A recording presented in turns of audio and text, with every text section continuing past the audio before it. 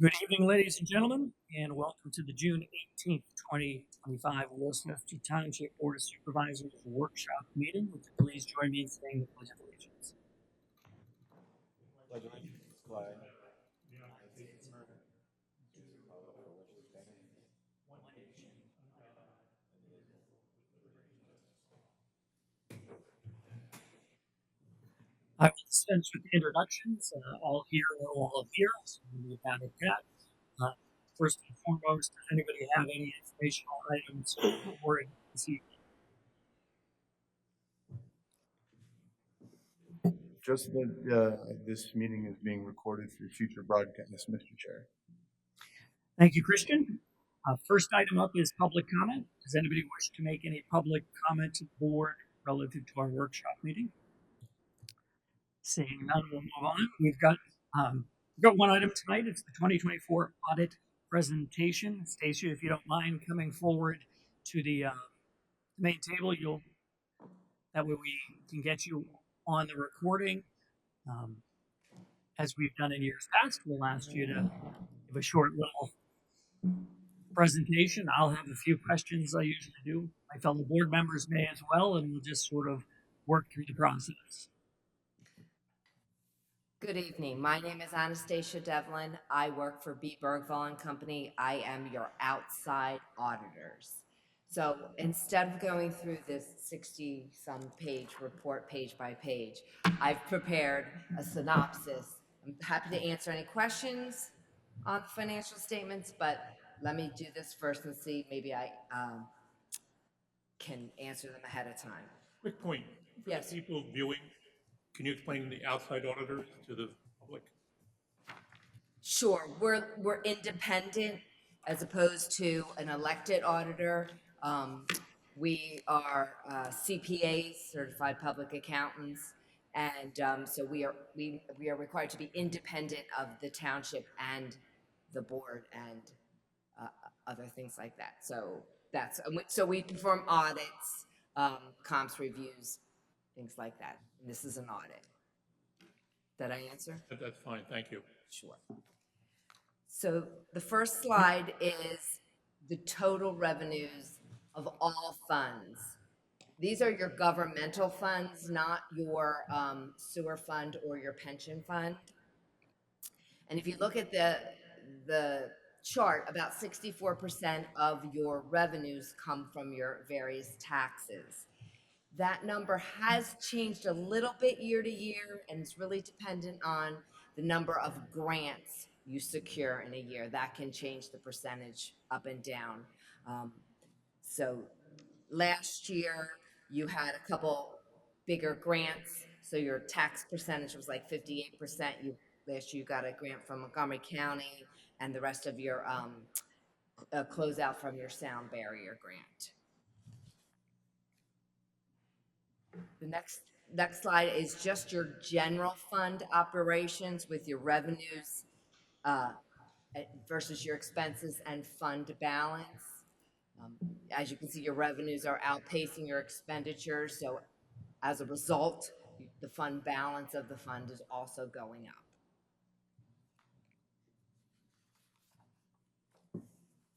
In the sewer fund operations, these are also your revenue and your expenditures, exclusive of transfers. And the reason 2023 looks a little bit out of whack with the revenues is that's when you spent your ARPA money. So it was recognized in that year and you spent it on upgrading your sewer system. So that's why 2023 is a little bit of an anomaly.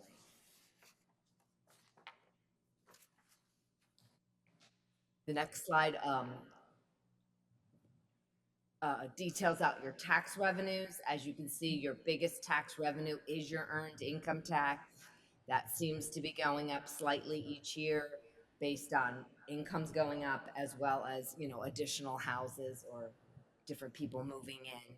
Your real estate transfer tax is based on home sales in the township, so that does fluctuate year to year, a lot of times consistent with the economy. And your property taxes or your real estate property taxes, That hasn't really changed in the past 5+ years.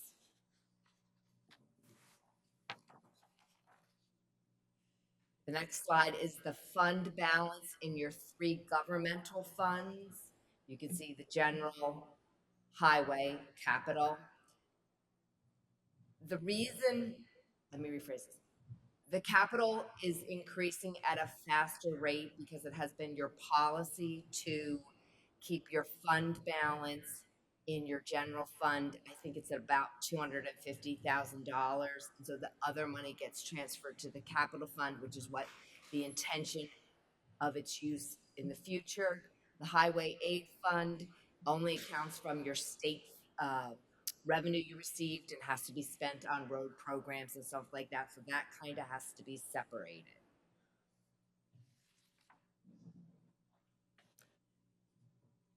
Next is the expenditures for all the funds. Um, as you can see, most of your money is spent on public works, your road programs, your bridges, and general and admin. Prior year, there was a land purchase, so that kind of had boosted up culture and rec higher last year relative to the other pieces, but that was an outlier. Next are your capital additions. These are things we actually capitalize and depreciate each year. In 2022 was when you did the majority of the work on the sound barrier. And as I had mentioned before, 2023, you did purchase that piece of land. So just some general commentary on the financial statements themselves. You received an unmodified or a clean opinion. There were no internal control matters, no management letters. 2 new GASBs were implemented this year, one on major funds versus non-major funds, and one on compensated absences. Neither of them had a material effect on your financial statement.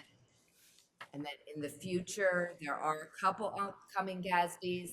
We don't really have a whole lot of information on them. The first one has to do with certain types of concentrations that will need to be disclosed. And the next one, they're going to kind of revamp the MD&A to try to make them more uniform between entities. That is all I have. Do you have any specific questions? So yeah, I've got a couple.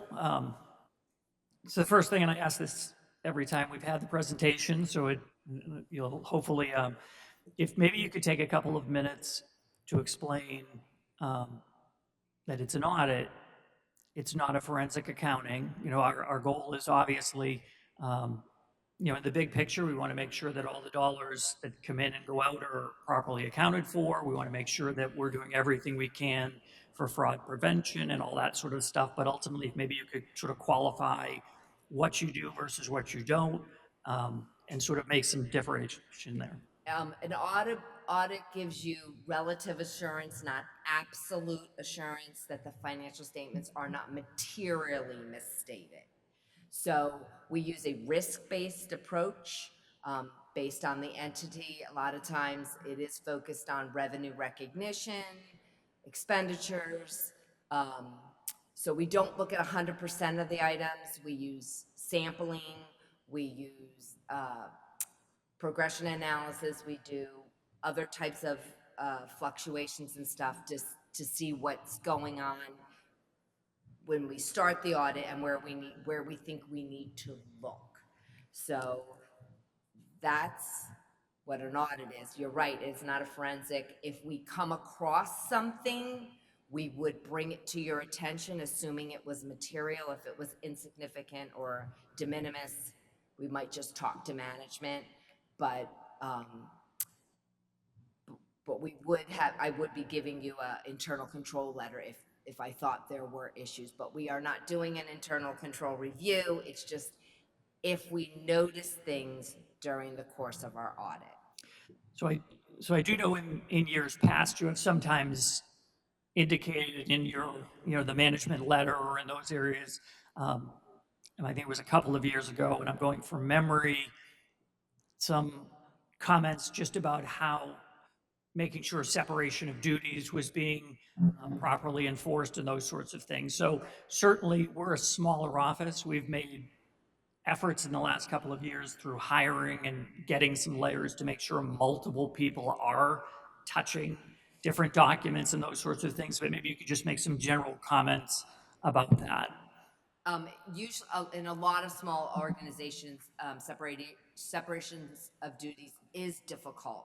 But the more times you can have two people looking at something, the better. So someone does reconciliation, and then someone else reviews the reconciliation and notes that they reviewed it. Sometimes people will say, "Oh, the manager looks at it," but there's no indication that the manager looked at it.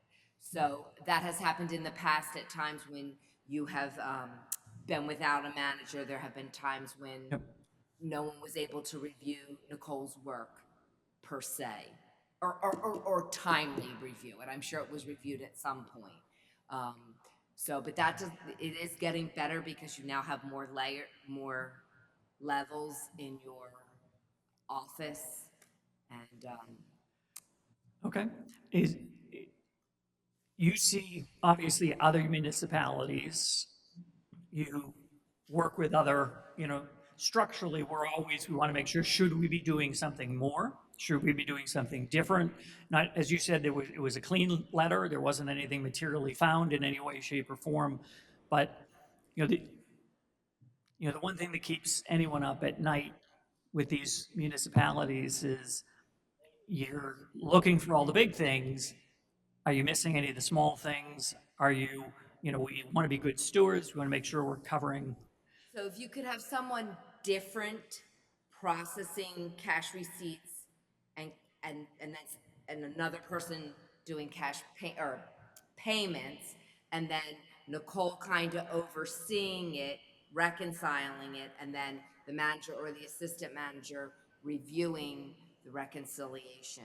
If you can also have people, not as many people have access to your bank accounts, but you do not have many people that have access, but you want to limit that and give people maybe only read-only access. I mean, obviously Nicole has to be able to make payments as necessary.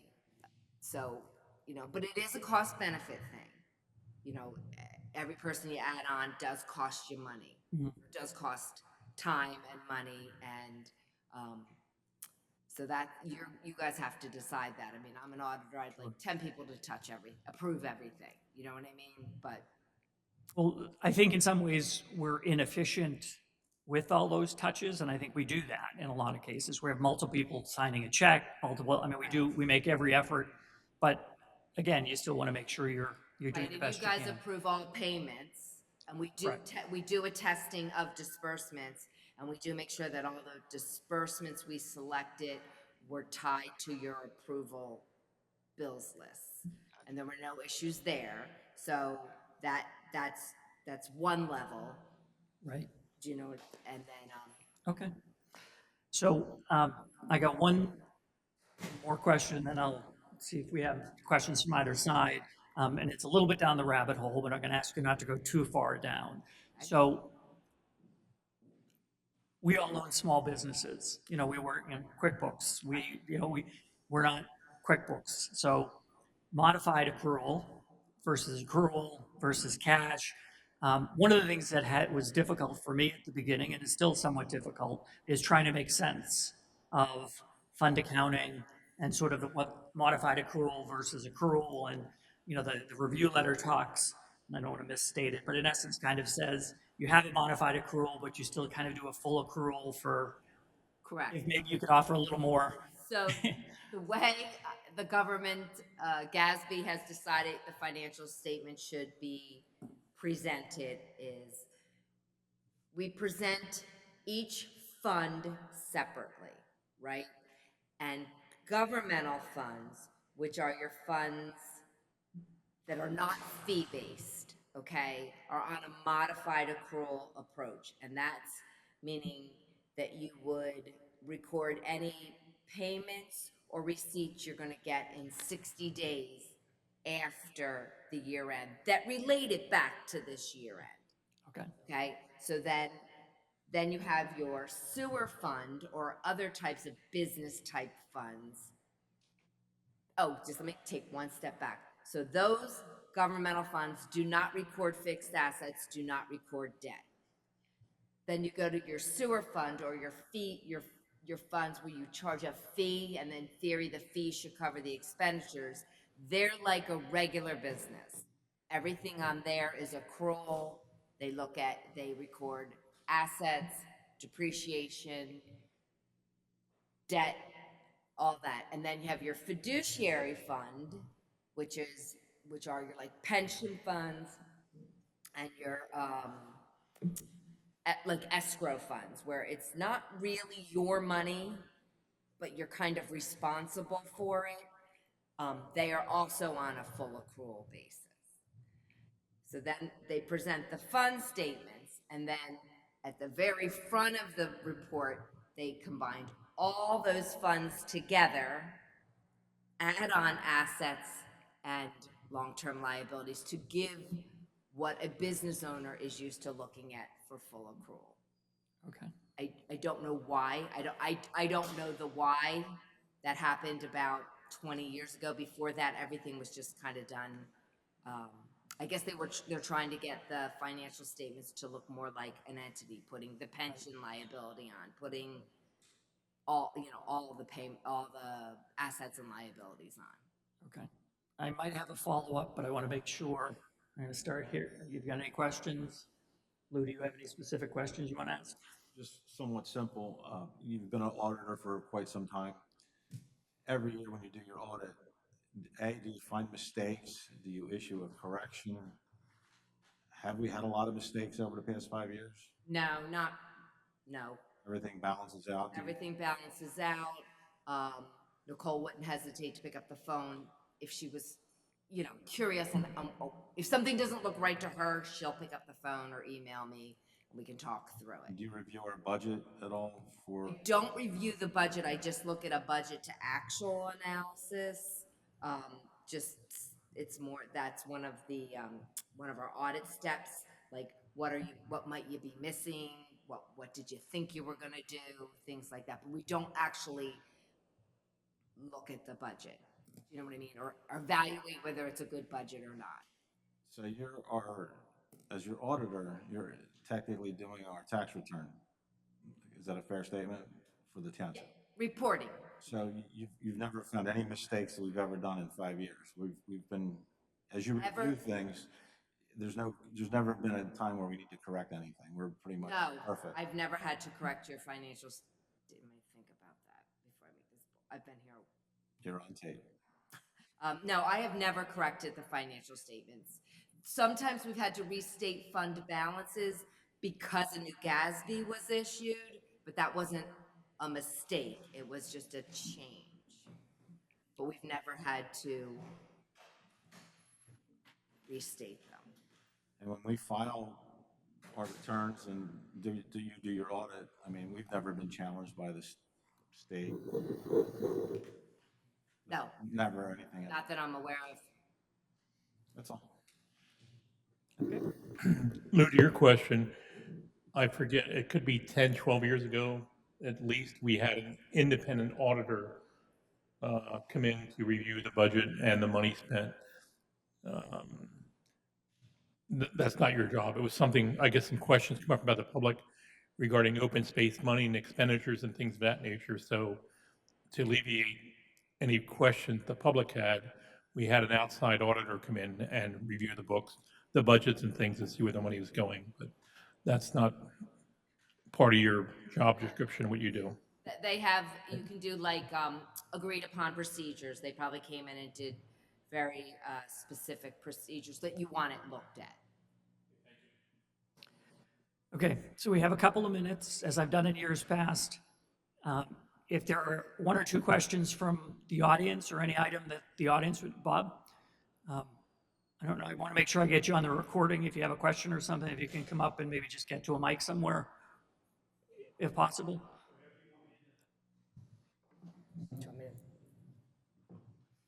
Yeah, if you could just, if you don't mind, and then you might have to just swap back and forth if you have to, but Yep, that's fine. Bob Van Dorn, Worcester. So the first is just a general statement. This is very confusing in that the presentation that was made, we don't have, so we couldn't follow. Coupled with the fact that the document that you do give us has a different date than the document that you have posted on your website. So I don't know. Okay. And ironically, what's in the package tonight actually has the date highlighted. So I don't know if that was conscious. It predates what is on the website. So this document that's in the package that we can see has a date of March 27th. The document, the full audit that's posted is April 22nd. I have no idea if there's any difference in those documents or not. Okay. This is abbreviated, meaning it's 17 pages versus 60 pages. So, and then the presentation that was made, I don't know where that came from. I mean, Came from the auditor tonight. I did not have it previously either. It was just the auditor putting something together for tonight specifically. which is fine. It's just that we obviously can't follow along if you don't present that to us and try to match those documents up. Okay. That being said, I have a couple questions on the audit itself and what was alluded to. So, like the audit, do I address these to you or just general questions? How do you want that? Well, I guess you got to address it to me first, and we'll see if it's something that has an answer that the auditor can present here, or if we have to get back to you on something or not. That'd be the best way to do it, I think. Okay, so I'm just generally not concerned. I'm just interested in how the audit process takes place. Now, I have a general opinion, but I don't want to make those assumptions. So I can either give you mine or say, how does it take place?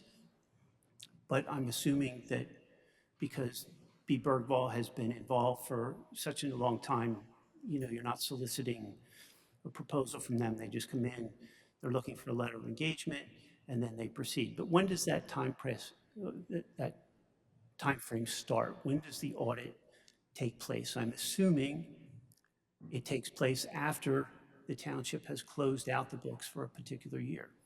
Not that they're having conversations, but you guys draw a line in the sand, close 23, you move on to 24, you close 24, you move on to 25. And I realize that that's not December 31st at midnight. You know, it takes some time. But I'm assuming that the audit does not start until that process is complete. Okay. So I know that the letter of engagement, I think, was October.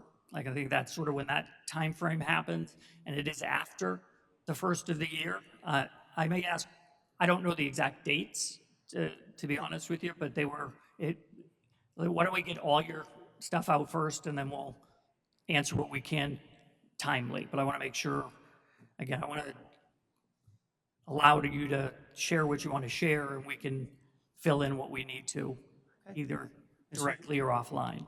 Then, and in generalization of the process, you know, I'm assuming that the auditor, that the township provides a tranche of documents that the auditor then reviews and goes through. And she alluded to, you know, selectively choosing certain documents, payment documents or whatever, and verifying that they're accurate and they're not reviewing every single document. So, you know, if things are in line, you keep moving. If they're not in line, you dig a little deeper. So I'm curious about that back and forth. Is the tranche of documents that township gives, is that really all of the documentation that the auditor is using, or are they coming in or to review that, or are they just taking that information and they might make a phone call to Nicole or whomever and saying, Right. send this to me. So I'm just curious about the process. And then, How about one more, if you don't mind? One more and then we can take everything you want offline to every question that you want. But that'd be perfect, because I've been asking for that and I've been told no.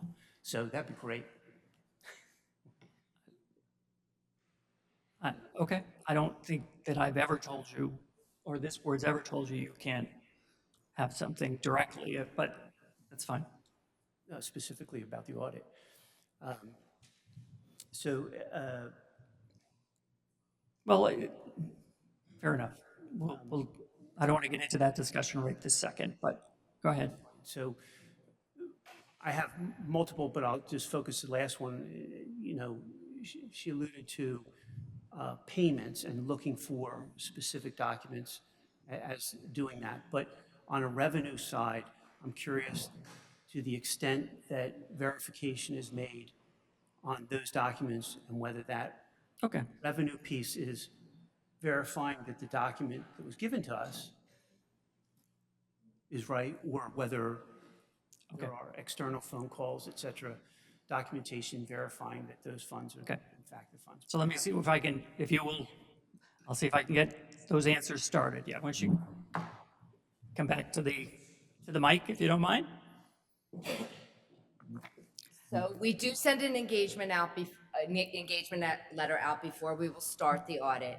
Okay, We sometimes do testing like at the, you could tell me, okay, in December, some of the testing gets done in December, and then the bulk of the audit, he is correct, we will wait till you close your books. okay, However, because as I spoke before about that 60-day window, we don't really have all the information we would need till that February 28th or 29th date. So we can do, you know, a lot of it at the end of January, beginning of February, and then just maybe sometimes we're waiting on some information. okay. Um, The next was just sort of the generalization of how you might get documentation. Would you get like a tranche and sort of how that interaction takes place?